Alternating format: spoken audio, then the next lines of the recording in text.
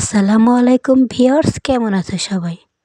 তো চলে আসলাম নতুন একটা ব্লগ ভিডিও নিয়ে। এই যে আমি ভাপা পিঠা বের করছি। শীতের সকালবেলা ভাপা পিঠা খেতে অনেক অনেক ভালো লাগে। আমার তো সেই ভালো লাগে। তো তারপর বাড়িতে মেহমান আসছিল, এর জন্য কিছু রান্না করলাম।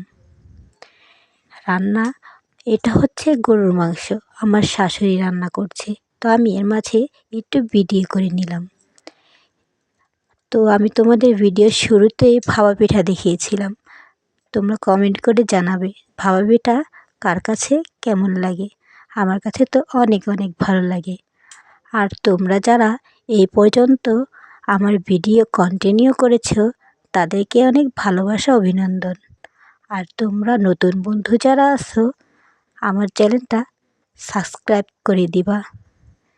আর ভিডিও ভালো লাগলে লাইক আর কমেন্ট করবা, তোমাদের মতামত জানাবা আমার ভিডিও তোমাদের কাছে কেমন লাগে।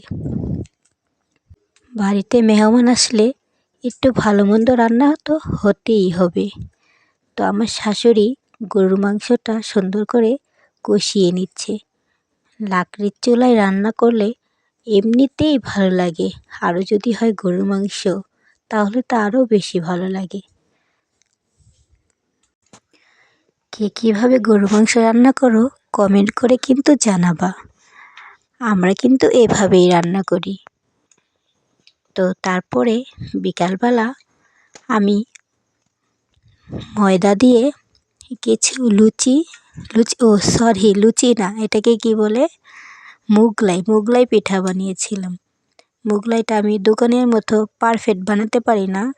রুটি বানিয়ে তারপরে ওটার মধ্যে ডিম দিয়ে মুড়িয়ে দিয়েছি। তো এটা হলো মোগলাই। আমি খাইয়া দেখাইতেছি। তো তোমরা সবাই ভালো থাকবে, সুস্থ থাকবে। আল্লাহ হাফেজ।